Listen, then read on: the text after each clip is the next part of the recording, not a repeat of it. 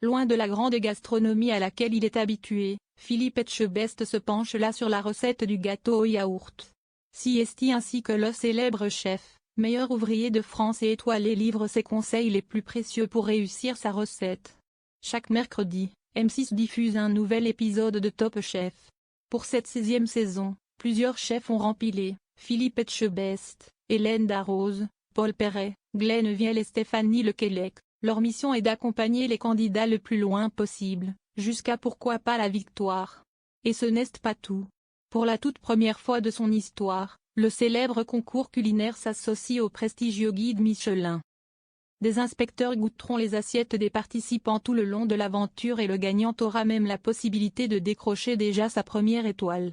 Alors que le concours se poursuit, Philippe Etchebest partage sa recette d'un classique que beaucoup connaissent. Qui n'a jamais fait de gâteau au yaourt, goûter facile et rapide par excellence? La réponse va vous étonner.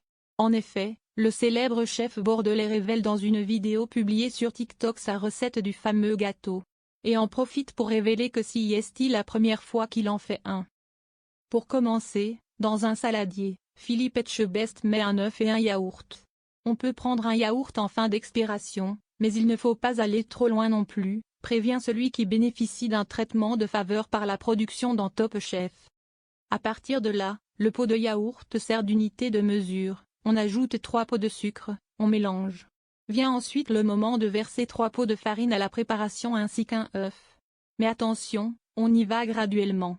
J'incorpore la farine petit à petit, siesti pour éviter de mettre toute la farine d'un seul coup et risquer de faire des grumeaux. Siesti plus facile à mélanger après, précise le chef.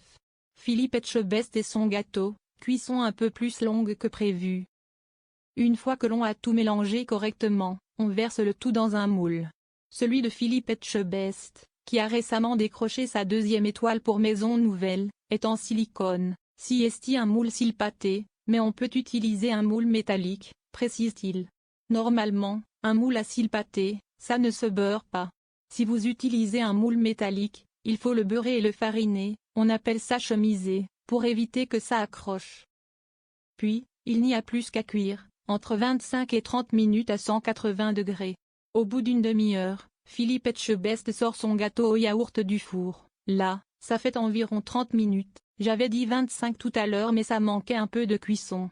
Surtout, n'hésitez pas chez vous, prenez une lame fine de couteau, plantez-la dans le gâteau et s'il y a de l'appareil encore accroché siesti qu'il n'est pas cuit. Enfin, il saupoudre le tout de sucre glace et siesti prêt. L'important, siesti qu'il soit bien moelleux, conclut-il. Il n'y a donc plus qu'à s'y mettre.